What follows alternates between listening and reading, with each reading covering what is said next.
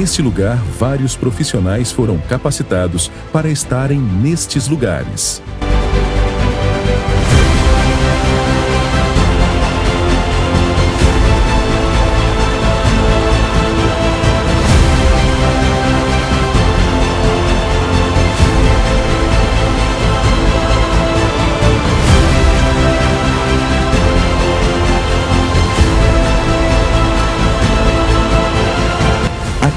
Existe um lugar especialmente selecionado para você.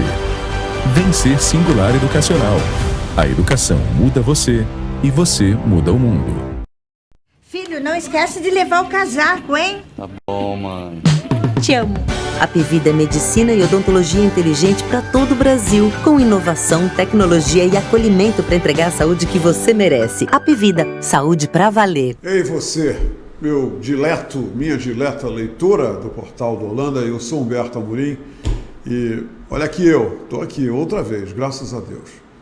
E nesta gloriosa quarta-feira eu vou conversar um papo muito, muito esclarecedor com um cavalheiro,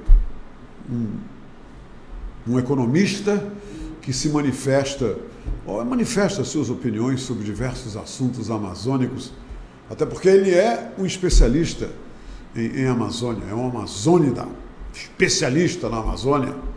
E o economista Juarez Balduino da Costa vem aqui conversar com a gente sobre a temática amazônica. Que pena que a gente não tem tanto tempo para abordar tantos tópicos sobre os quais ele tem perfeito conhecimento, perfeito domínio. Mas nós vamos fazer o possível para mergulhar com vontade numa questão que tem a ver e que permeia a vida de todos os amazonenses, principalmente, que é a BR-319. Mas deixa eu contar uma história para vocês, que eu já falei para o Juarez há pouco. Em 1980 eu fui de carro, dirigindo de Manaus até Porto Velho. Tranquilo, mais de 800 quilômetros. Aí, sem nenhum problema, asfalto, tudo. Uma viagem inesquecível. De lá para cá, é tanta coisa acontecendo. A estrada, foi abandonada. A estrada foi invadida pela floresta. A floresta resgatou aquele corte imenso no meio da floresta. E aí, o que apareceu de gente dando opinião, na verdade, na minha opinião, um nó na cabeça de muitos amazonenses e muitos brasileiros, né? Agora, uma coisa é certa, tá, gente?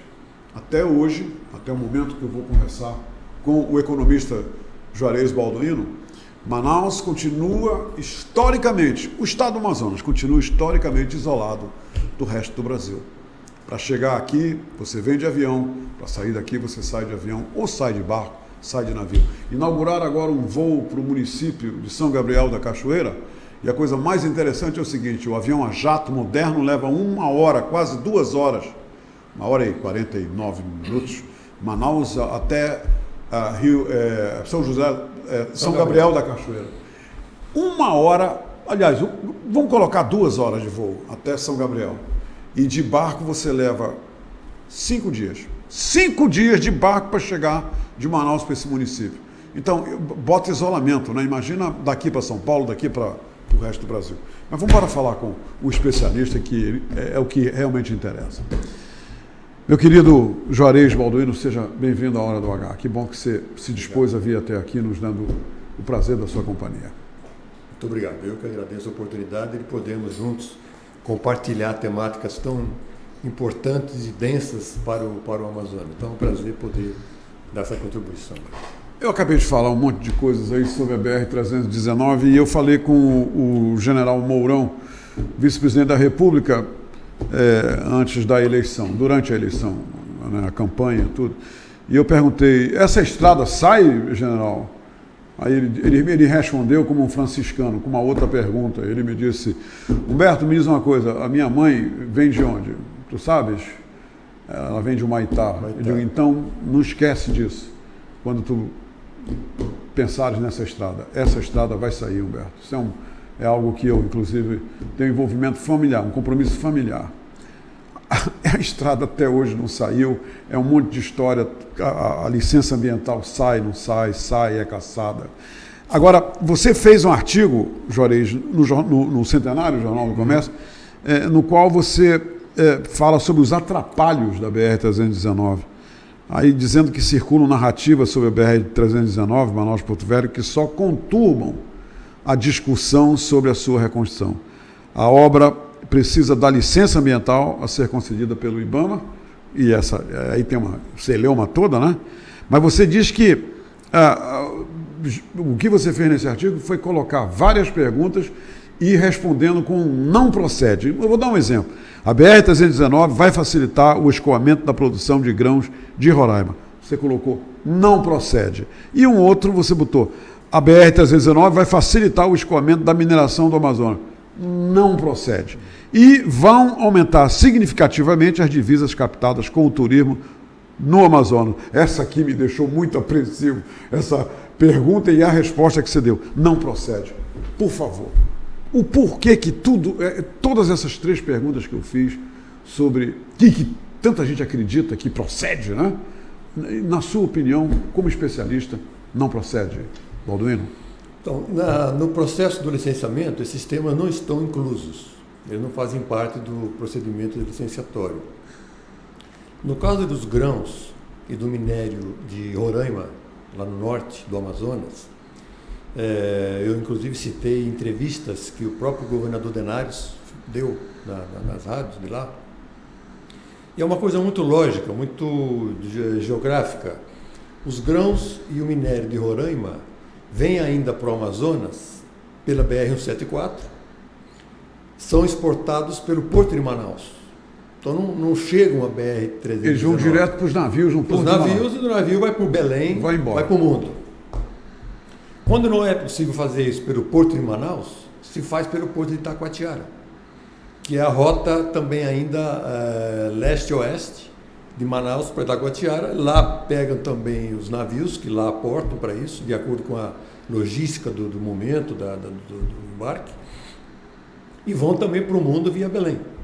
Então os grãos de Roraima e os minérios de lá ou vêm por essa rota ou virão muito brevemente por rotas do norte, que é o asfaltamento da rodovia para Guiana, que está em franca execução, vai sair no Porto de Elétrica. Está acontecendo Está acontecendo porque a Exxon, a empresa petrolífera, é a líder da prospecção de petróleo, que foi localizada agora há cerca de 1 ano e meio lá nas Guianas, está trazendo lá uma movimentação econômica nunca vista, nunca esperada pelos goianeses, uma movimentação incrível de chineses, de americanos, de holandeses, com um volume de investimento que o país nunca teve na sua história.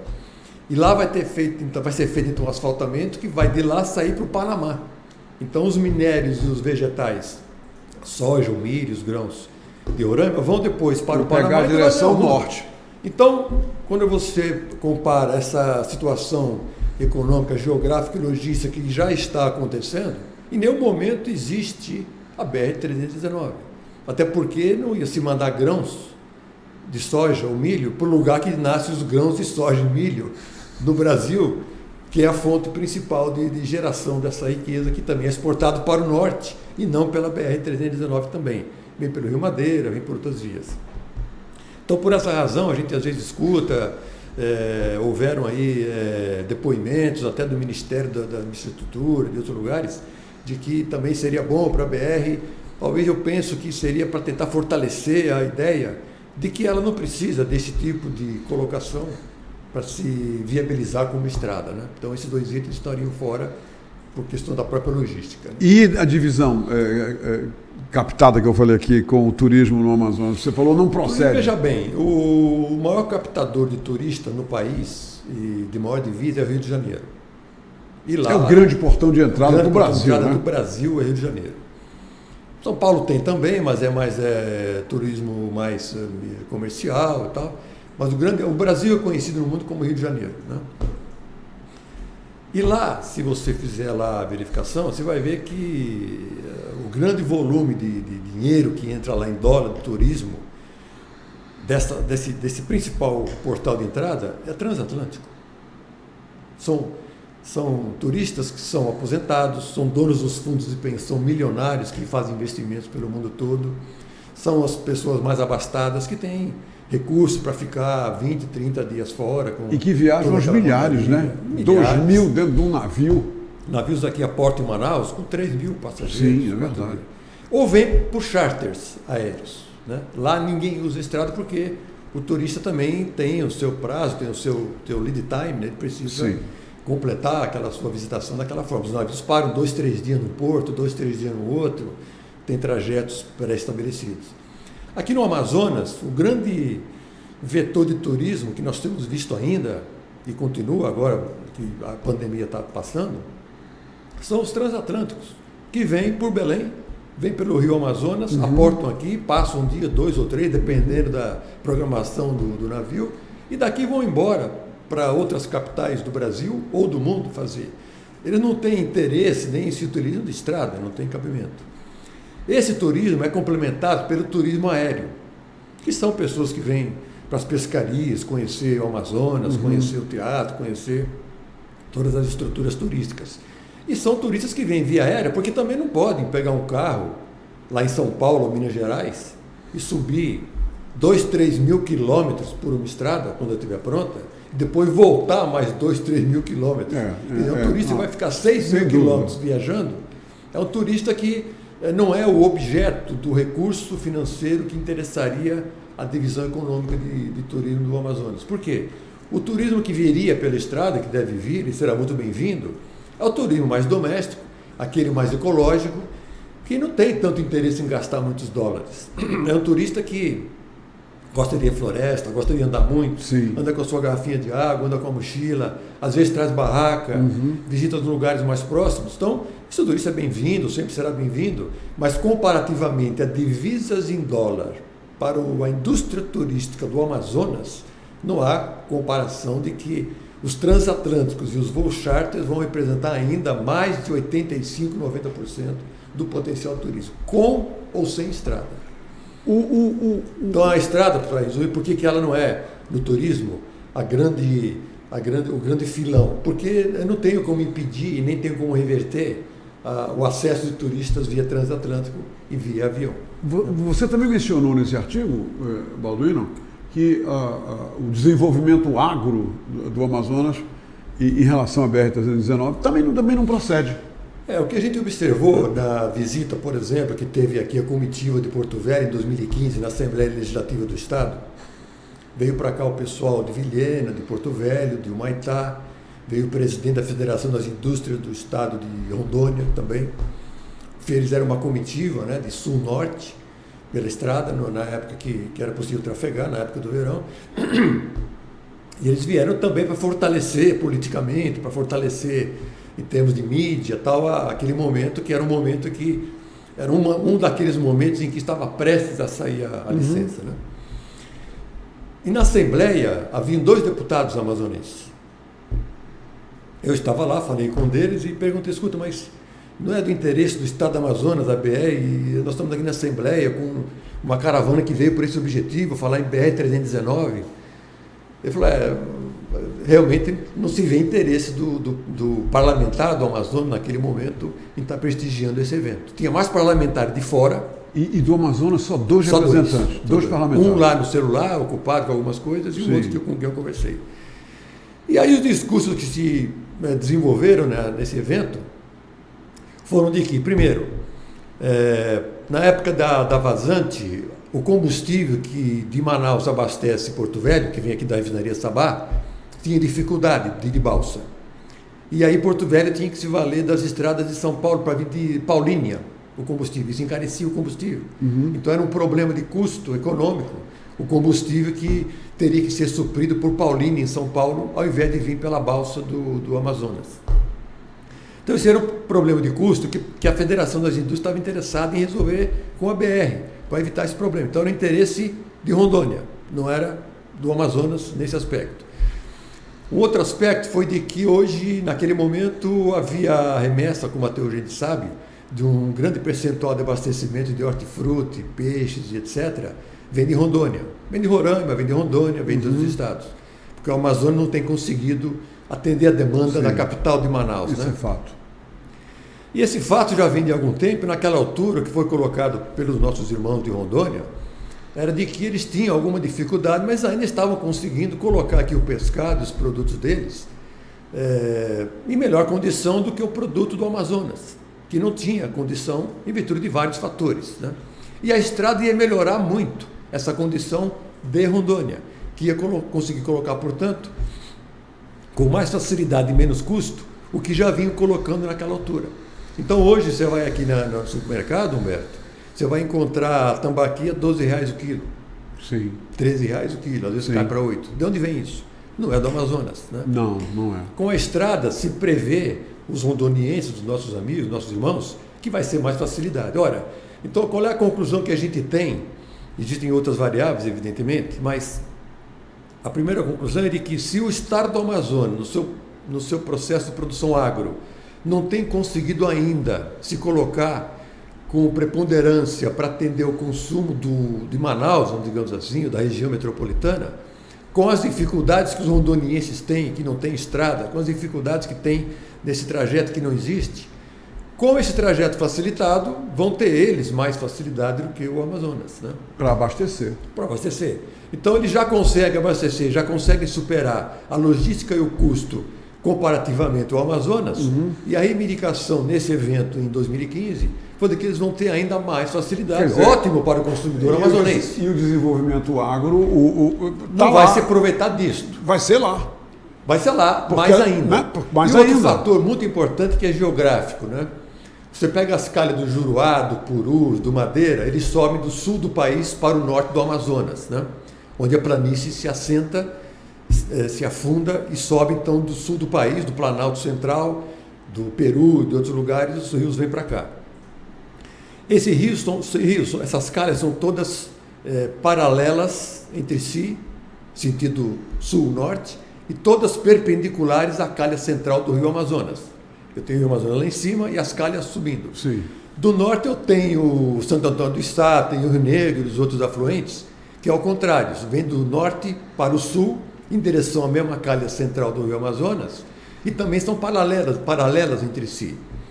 Quando eu boto uma estrada BR-319 nesse contexto, neste mapa, ela é mais uma perna da franja. Então eu tenho a franja do Juruá, tenho a franja do Purus, eu tenho a franja do Madeira e vou ter a franja da BR-319. Ora, sim. Como é que o Juruá, ou nossos irmãos de Carauari, ou o pessoal do Rio Madeira, ou de outras calhas que vêm do norte, vão poder se utilizar da BR, que está num ponto isolado entre Manaus e Porto Velho? Não há estradas transversais não existe. no sentido leste-oeste. É isso mesmo. Então essa estrada viral, ok, não se trata de discutir o mérito dela ou não, mas em nenhum momento se percebe como que o agronegócio do Amazonas teria benefício. Né?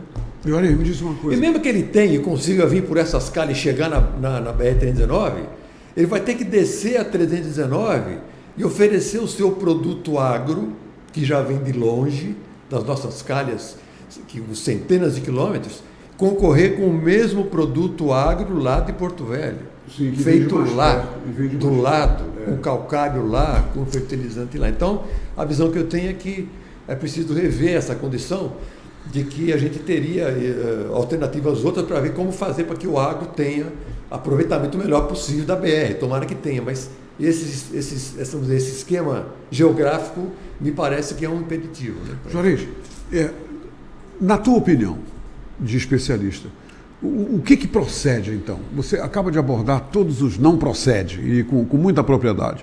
Agora, o que procede? Qual seria? Vamos hipoteticamente, é um jeito, só hipotético, porque nós temos uma ex-estrada, né? Eu acho que nós somos o único estado no Brasil que tem uma ex-estrada, que não é mais estrada. Mas me diz uma coisa, o que você, repito, na condição de especialista, que você situa como procedente na existência? E a situação hipotética é o seguinte: essa estrada está toda asfaltada, todo mundo está indo e vindo, ela está circulando. Qual seria o grande item que vai fazer, né, justificar que ela realmente procede para o desenvolvimento econômico e do estado do Amazonas? Como qualquer estrada em qualquer lugar do mundo, os efeitos que a BR-319 vai trazer na geopolítica e no contexto social da região que ela vai se instalar, são iguais a BR-2, são iguais a Transamazônica, são iguais a Belém-Pará, são iguais às estradas da Califórnia, da França, da Europa, qualquer lugar. Onde se botar a estrada nesse planeta, vai ter gente para usar, para ocupar, para de alguma forma dar vida, dar condição e dar andamento. Então, na BR-319, eu não vejo por que não se repetir esse procedimento. Então, os efeitos da BR-319 são os mesmos e comuns e iguais efeitos que qualquer estrada, em qualquer lugar, vai dar. Se você agora, hipoteticamente, imaginar uma estrada de Salvador para Carauari, que é, a princípio, absolutamente improvável, sim, né? Sim. Carauari está numa calha de um rio, no meio do Amazonas, Salvador está lá no Nordeste, no litoral brasileiro, e uma estrada para cortar esse espaço, se for em linha reta, seria um absurdo tecnológico, mas imagine que sim. Faça essa estrada e você vai ver que vai ter os mesmos efeitos. Vão ocupar, vão entrar vão por estrada, vão tudo. circular, vão arranjar alternativas A, B e C. Então, eu não vejo por que a gente pensar que a BR tem que ser um contexto diferente. É a mesma coisa, nada de excepcional. Ela vai permitir que você vá de carro de novo, como foi em 1980. Sim. Agora, por que então ela está nessa situação? Já, em 79 eu fiz essa viagem. Né? Fiz depois um pouco, mas aí eu fui até só os primeiros 100 ou 200 quilômetros. Uhum. Então, qual é o contexto que define essa questão dessa única estrada no mundo, que já foi, que não é, essa coisa toda? Eu acho que é uma questão de ter um pouco mais de paciência, porque como foi tratada até então a questão da licença ambiental, que é o único entrave, sim, até hoje não tem outro entrave. Dizem, inclusive, foi porque havia interesses outros que mandaram dinamitar a estrada, que mandaram fazer outras providências, porque havia interesses outros de outros meios, mas tudo isso na licença ambiental vai ser suplantado, vai ser definido. A estrada não tem viabilidade econômica, já foi declarado, eu tenho até entrevista. Ela não tem, né? Não tem. O ex-ministro da Infraestrutura, Alfredo Nascimento, quando então ministro da Infraestrutura no governo Dilma, governo Lula, declarou que não tinha, mas isso não é imperativo. O presidente Bolsonaro, sabendo disso, é promessa de campanha. Sim.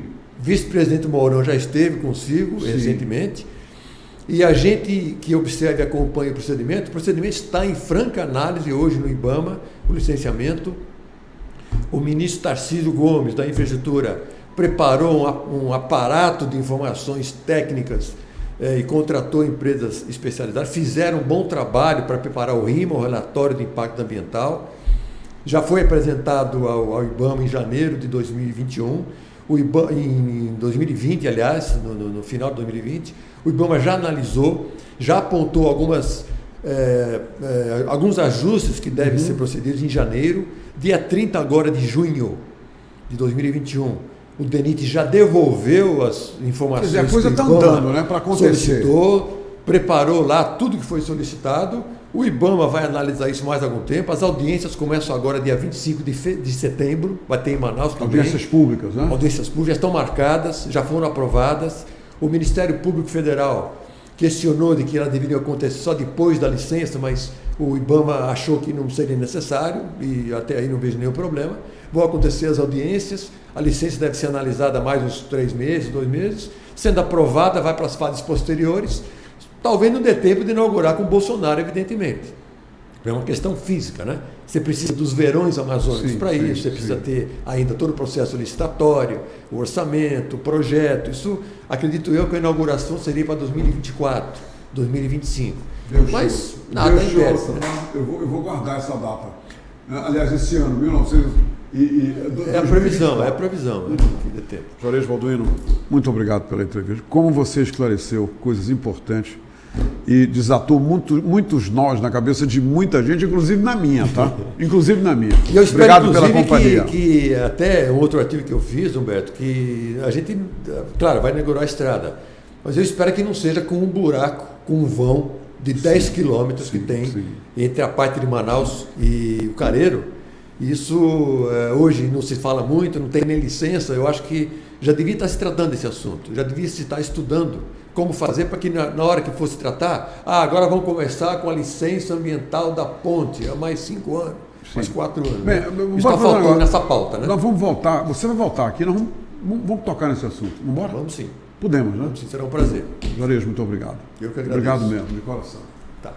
Gente, por hoje é só. A gente volta amanhã, se Deus permitir. Filho, não esquece de levar o casaco, hein? Tá bom, mãe. Te amo. Apivida é medicina e odontologia inteligente para todo o Brasil, com inovação, tecnologia e acolhimento para entregar a saúde que você merece. Apivida, saúde pra valer.